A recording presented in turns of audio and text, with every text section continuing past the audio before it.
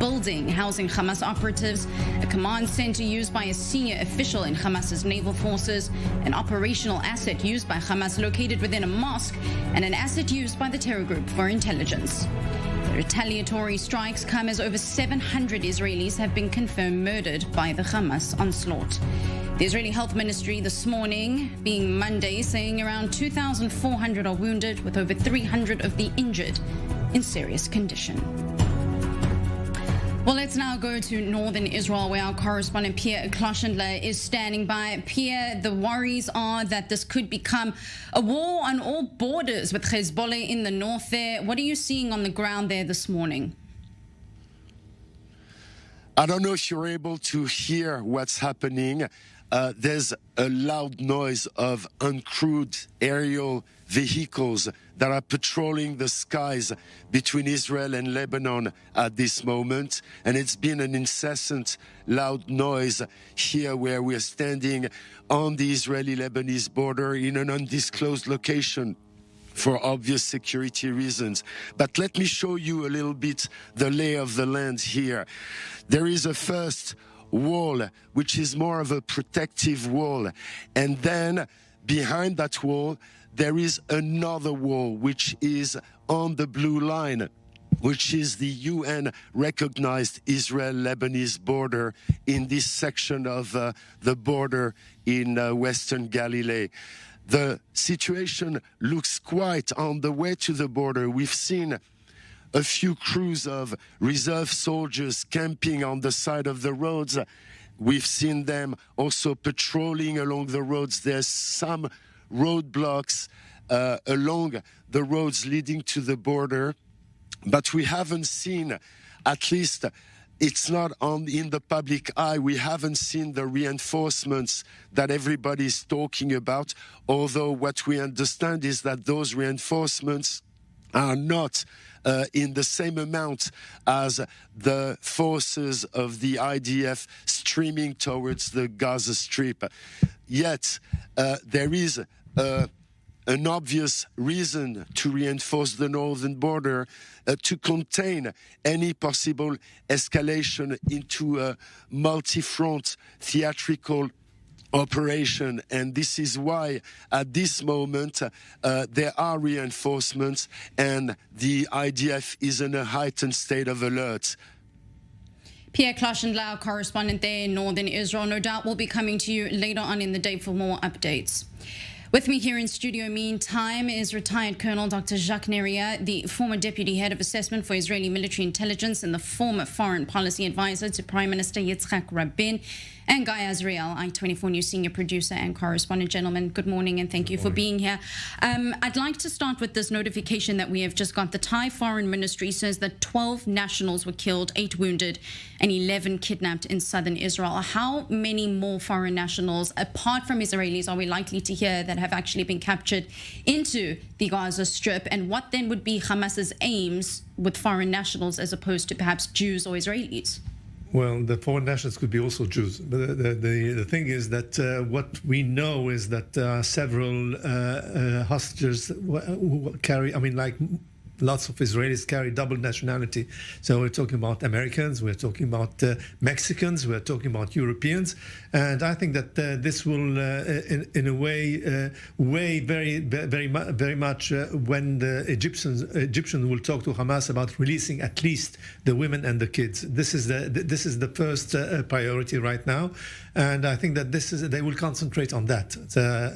But Hamas has already said that they will not abide unless there's something in return. What do they mean? They say very clearly that the intention of having 100 or 130 hostages in Gaza is to empty the Israeli prisons. We're talking about what? We're talking about at least 5,088 security prisoners, Palestinian ones, that are the worst criminals on earth, and that they want to be released. At this point, I don't think that there is much to talk about with the Hamas. I don't think that there is a dialogue that can be established on this basis. And Guy, I want to bring you in here on a personal note because Sderot residents have been told, as we heard from our correspondent Nicole Zedek, who is in the southern Israeli city, to stay indoors because the army is concerned that there are more infiltrations in the south. You're from Ashkelon. That's not too far off. We're talking again about these southern communities. A lot of us very fortunate to be in Tel Aviv and away from that. What must that fear be like, knowing that you have to shelter in place because there could be literally terrorists walking on your street? An impossible situation that has become a reality, unfortunately, for hundreds, if not thousands of families on the Gaza border communities, both in the city of Sderot and in all the kibbutzes along that border. Many families that woke up on that Saturday morning to the sound of explosions, and then people breaking into their homes, slaughtering them cold-blooded in their kitchens, in their beds, in their backyards.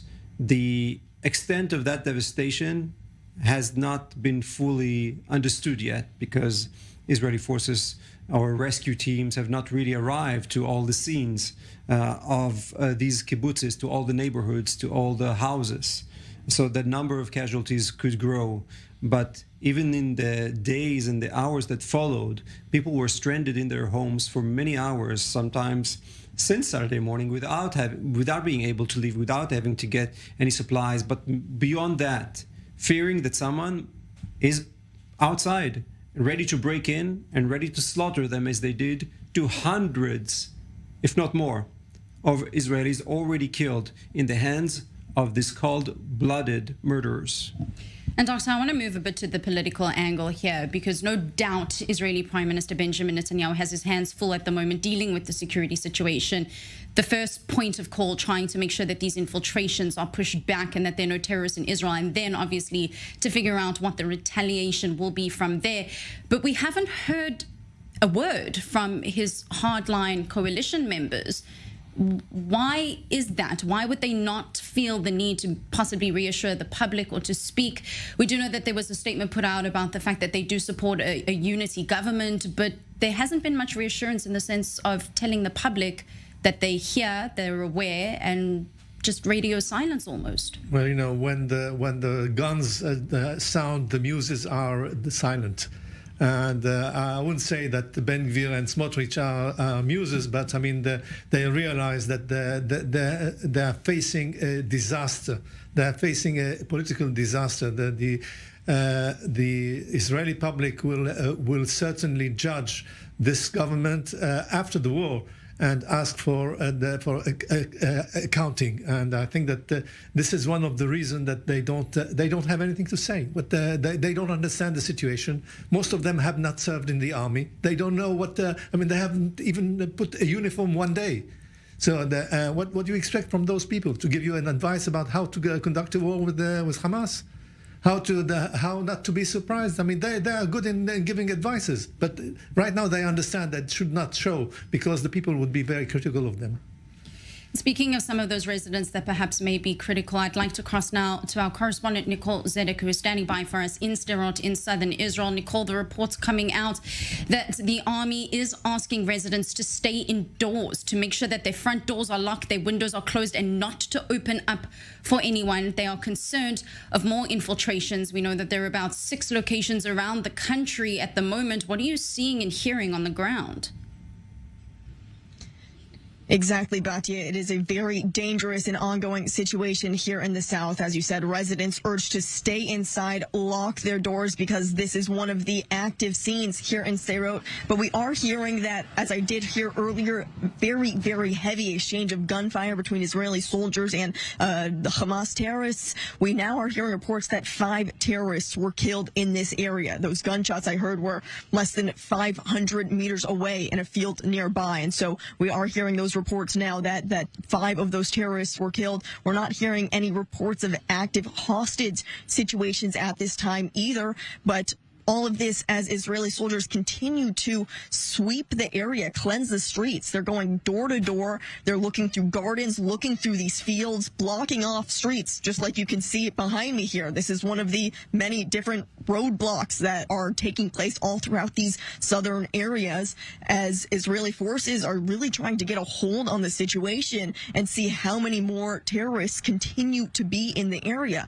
So it's very, very dangerous for everyone to be out here. And while we are seeing all of this activity on the ground, we're also hearing plenty of activity overhead as well, as the IDF says they continue to use airstrikes over the Gaza Strip. They say since the beginning of the war, it's about 48 hours ago now, targeting 1,200 targets in the Gaza Strip. So throughout these southern cities, it still smells like smoke. I see smoke in the distance. My eyes are almost burning. So we continue to hear these loud explosions overhead really happening not far in the distance. And so all of these southern communities are feeling the effects of that as well. Just the remnants of all of these explosions and strikes lasting here in the air. But for the main part, all of these residents here in these southern cities are really just asked, as you said, stay inside because this is an active situation as the defense forces continue to sweep the area and try and get a handle on exactly how many terrorists remain infiltrating into Israeli territory. Nicole, making our way to work this morning, a lot of the storefronts in the central city of Tel Aviv are closed. People are not necessarily taking public transport to their workplaces. What must that be like there as you move along the streets in Sderot in southern Israel, that the entire city has almost come to a standstill? We're talking about a city that is often, unfortunately, used to barrage of rockets coming over, but this seems to be taking on a whole different ballgame. It feels like war, Batia. That's exactly what it feels like. You drive through the streets all the way from the center, as you said, Tel Aviv, all the way south here in Sderot, and streets are pretty much completely empty. You'll see gas or shards of glass lining the roads, different cars kind of pushed away to the side, some of them lit on fire, no tires left, other of them riddled with bullet holes, shattered glass breaking everywhere from the passenger seat to the back seat, really busted out windows. It's a war scene as you're going through here. And so it's very, very scary driving around on these roads. It's an eerie feeling because that's what you're seeing. And then, as I said, looking through the sky as well, it's just dark and cloudy outside. And you can smell the remnants of all of these explosions happening in the distance. So, as you said, most residents, businesses, everything is shut down. No one is on the streets right now, as they should not be. Even in Tel Aviv, most places are still shut down because this is still an ongoing situation. And as we saw last night, randomly, it seems there was another barrage of rockets targeting central Israel. So although there is a lot of activity here in the south, we continue to see that activity in the center of Israel as well. And so residents all throughout the country right now really need to be on high alert and listening to all of those alerts from the Home Front Command and taking the necessary precautions. Absolutely, as do our journalists on the ground. Nicole Zedek, be safe out there in Sderot in southern Israel. We'll touch base with you a little later. Still with me in studio is retired Colonel Dr. Jacques Neria and Guy Azriel, I-24 News senior producer and correspondent. I want to touch base on what Nicole just pointed out, Doctor, if I may, the last few moments that we had about really where the global community stands right now. At the moment, yes, it does seem that international news appears to be, I would say, slightly less biased towards Israel, but it seems like the minute that retaliatory strike ends up in Gaza, the tables are going to turn very quickly. Well, you just said it right. I think the window we have to act in Gaza is very, very short. And if we don't do that, the pictures that will transpire from Gaza outside to the outside world will just overcome the other pictures of horror that has been published and spread all over the world. Right now, I feel, I have all the time, I'm receiving messages of sympathy and solidarity from friends in France, in Africa, in the United States, all over Europe. And the effect of the horror pictures published by Hamas has done it well. I mean, unfortunately for Israel, and for the first time since 1967, we feel that the international opinion is siding with Israel, because the animality and the bestial conduct of those the terrorists has really upset the whole world. Now, as I said, I mean, when pictures will come about, because Israel right now has adopted a new tactic in Gaza. There's no more talk knocking on the roof and telling the people just to go out. I want to just point out that we are looking at live images of the Gaza skyline as you're explaining this. No more warning for the inhabitants. The warning has been given well ahead of time. You just have to leave. And being that taking into consideration this fact, that means that the casualties will be enormous in Gaza. And this is one detail that we have to remember. But this is the price that they have to pay. And unfortunately, I mean, we are right now experiencing the effect of more than 1,000 terrorists. It's an army that has invaded Israel, taking over 11 military bases and 20 localities, and they are fighting. The death toll is much more bigger than we hear right now. There are localities and communities that have been emptied totally, and this is, I mean, we are in a state of war, and we have to react and accordingly. And it will take time, because there are two waves. One wave of terrorists that have already acted, and the dormant ones that are waking up right now and that we are fighting. I have to say something, because we need to remember this is not a watershed moment in the history of the conflict with Gaza. This is a watershed moment in the history of the state of Israel, equal maybe only to that of the Yom Kippur War. And with all due respect to the support or not the support of the international community, Israel is not going to be the same. Israeli civilians will not accept anything other than changing the equation that we have been used to for the past 15 years or so of ongoing fighting with Hamas. The Israeli public will not take anything less than dismantling Hamas, whatever the price may be. The pogrom that we've experienced is maybe similar to sites that we saw in the Holocaust. The brutality is Nazi-like, slaughtering women and children. I'm reading more and more stories of survivors hiding in the roofs while their neighbors are being slaughtered, screaming, shouting. Those who managed to lock themselves in the shelters were burned alive. They're burned, they torched those houses. We're talking about hundreds of Israeli families slaughtered at the hands of this murderous Hamas group. And we heard what a senior Hamas official said just yesterday. Mahmoud Azahar, the entire planet will be under our law. There will be no more Jews or Christian traitors. For anyone in the world that seems to think this is about territory, this is about occupation, we've heard all these statements before. This is not what we're dealing with. And this is the same threat as we're facing from Hezbollah.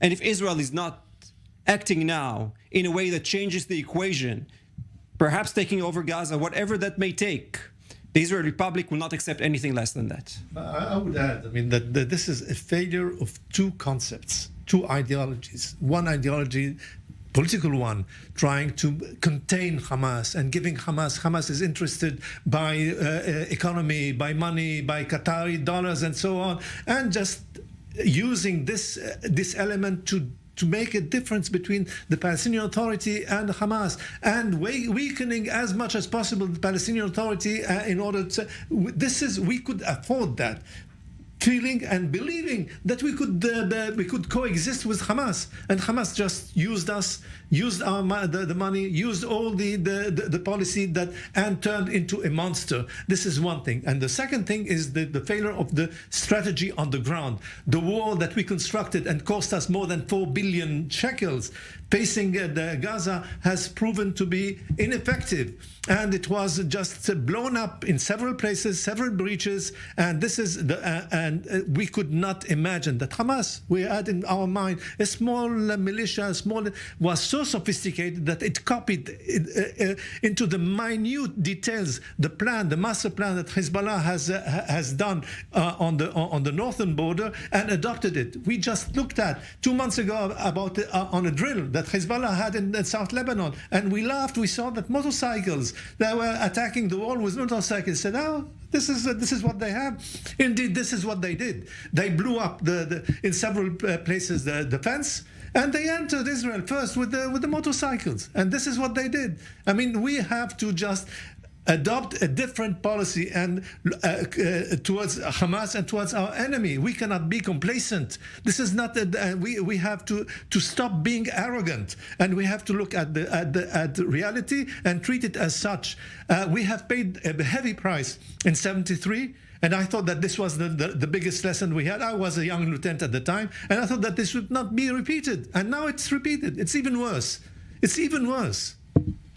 You mentioned Hezbollah. We know that Hezbollah is one of the biggest, if not the biggest, proxy by the Iran regime. And there's a lot of, obviously, conspiracy theories and theories out there at the moment of just a few weeks ago, the United States has a prisoner exchange deal with Iran. 5 prisoners for 5 prisoners, plus the release of $6 billion. And there is a fortune of concern that that money was wired to Iran, which was thus wired either by means of financial money, like the actual money, or by weapons into Hamas, into the Gaza Strip. Iran is now saying they have absolutely no part in this. Is this something to be believed? Well, I think that the master plan comes from Tehran. The master plan of what's happening today. And there are some information that Kani, the head of the Revolutionary Guards, is right now in Lebanon, and he's teleguiding all these efforts that are going on in the northern part of Israel and the southern part, and in the West Bank also. Now, I believe that Hezbollah has lost ahead of time, because we were surprised in Gaza. We were supposed to be surprised on both fronts, because this is exactly the plan that Hezbollah had. Right now, all the localities bordering the border with Lebanon have been evacuated. There are no more. There's no more a chance for Hezbollah to take hostages like Hamas did in Gaza. And I think that we are much more prepared right now. And certainly, the presence of the Americans is a definite additive that we have taken into account, and Iran has to consider that very carefully before even waging anything against Israel in the northern part of our borders. Let's touch a little bit more on perhaps lighter spirits now. Let's cross to our senior correspondent, Owen Alterman, who's standing by for us in Tel Aviv at a donation center. Owen, what is the latest that you have for us? It's still early in the morning, but what is happening on the ground where you are? That's right, Batya, earlier in the morning, but as you're about to see, everyone here getting started. Volunteers coming, and as you're seeing, packing up all of what has been donated, both items for civilians from the south who have had to evacuate their homes. You just saw a box of shoes, onward to things needed by reservist soldiers who have reported for duty, who might not have some of the equipment they need, might need blankets, might need hygiene materials. A lot of people having to leave their homes really, really quickly and show up for duty. By the way, Batya, this is an operation center and a donation drive run by the protest movement against the judicial overhaul that has been such a part of the Israeli story over the course of the last 9 months. But of course, switching on a dime and moving from protesting against the government Saturday night in, Saturday night out, to what you see here, using the infrastructure and the WhatsApp groups and the Facebook groups and the social media and all of the networks that had been built up for the protest, and instead deploying them for what you see around you, and bringing all of these volunteers here, many of them younger, to be here and to put these boxes together and then to be able to get them to the people in need. This is at the convention center in Tel Aviv, so people can come up here and donate the items that are needed. And again, here they are packed and then stored and then delivered or picked up by those who are in need. Again, whether they be civilians in the south who had to flee their homes, sometimes after experiencing extreme trauma, often with children, again, and onto reserve soldiers who may not have all of the equipment that they need given by the government. So, Batya, you can see around us this effort, again, taking in dozens, if not hundreds of people, all of them volunteers, of course. And we should say this is just one of many, of dozens, if not hundreds, of civilian initiatives up and down Israel, of people who have been mobilized to give of their money and of their time, whatever they can, to give to those in need.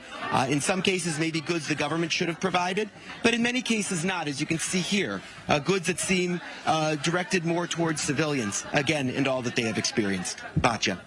Our senior correspondent Owen Altman there at a donation drive in Tel Aviv will be getting more updates from you later on in the broadcast. I'd like to thank very much our Guy Azriel and also Dr. Jacques Neria, and just recap that the Israeli military says that aircraft continued to pound the Gaza Strip.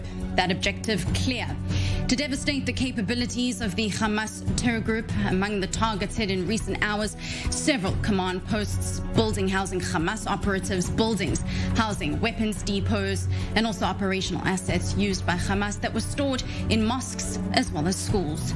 The retaliatory strikes coming as over 700 Israelis at this time have been confirmed murdered by Hamas's onslaught, with that number unfortunately expected to rise. The Israeli Health Ministry this morning saying around 2,400 Israelis are wounded, with over 300 of them in serious condition.